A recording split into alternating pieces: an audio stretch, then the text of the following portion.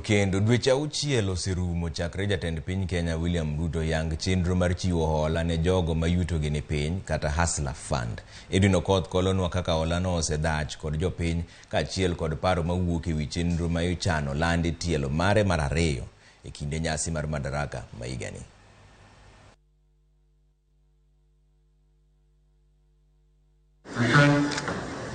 Kane yange tarik 30 dwe mar 11 higa mokalo, mor ne ogundho kendo kit jok manogwel ne ranyisi moromo ni holano ne geto jotimo ohala matindo tindo.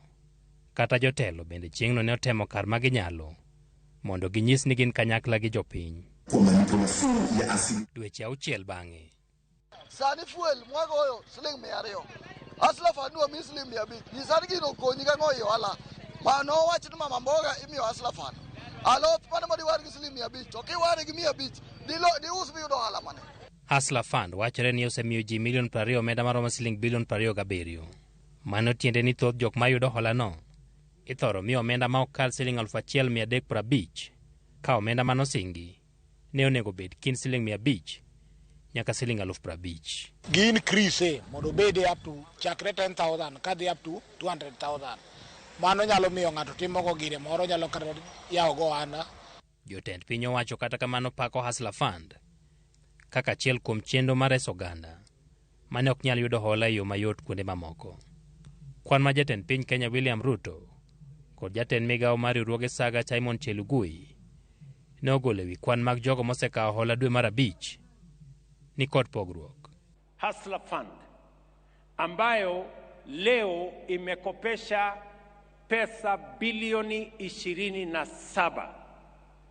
Wananchi wameshalipa bilioni 17, na wananchi ambao wamekopa hiyo pesa ni karibu wananchi milioni 15. Been able to see 20 million Kenyans joining this program, benefiting from this program, and we have disbursed to date 27 billion Kenya shillings. Pogruok mag ji milion 5 ka kwan mag omenda magikawo to rom. Tiende ni nyalo bed ni omenda ma imiyo jokawo hola osemedo dok piny. Seche ma oganda kawo hola, nitie bathe matin ma induso ka ikanone gi agulu. Omenda masani onego bed siling bilion 1 gi milion 350. Bedo ni atamalo 5 mag omenda ma iholo oganda ime kanonegi. Kanyo bende, kwan mag piny owacho pogore. We also introduce credit-led savings, where as you borrow, we take out 5%. To date, we have been able to save Kenya shillings 1,450 million Kenya shillings. Ne jopiny, onge lere wi agulu ma oting'o kungo gi, kendo bedo ni ok inyal golo omenda ma gikungo, medo gi kibaji. Adiera mane madwa bed gon pesa ikano ni to pesa odhi guch ng'ato. Onge okwan gi yien pesa mikano isave nwano wabro yudo chieng' moro. Mano pesa madhi lal kech agulu mikane wan mna kedi yusi ne interest bari okani kama. To kama okani no kinyal access.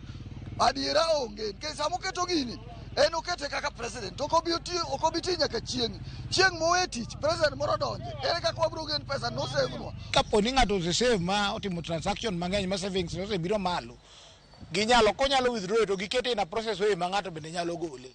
Koro ma ing'eno kwange ni en mari kata en mar government. Gijeno gimo kijal bedo blackmail mo kijal withdraw. Inene kanya as savings but you cannot access it. Ne wapenjo Chelugui ni omenda go ni kama nade. This money are held in the 2 banks that have started with us. They have been running the program with us. They have custodial licenses, and we've also gone further in our regulations to define how to secure and invest this money. Kata kamano, kaka jopiny nyalo golo omenda ma okungnegi kod thuolo ma oyienegi golo omenda go, ema chal ni duodo jatend migawono.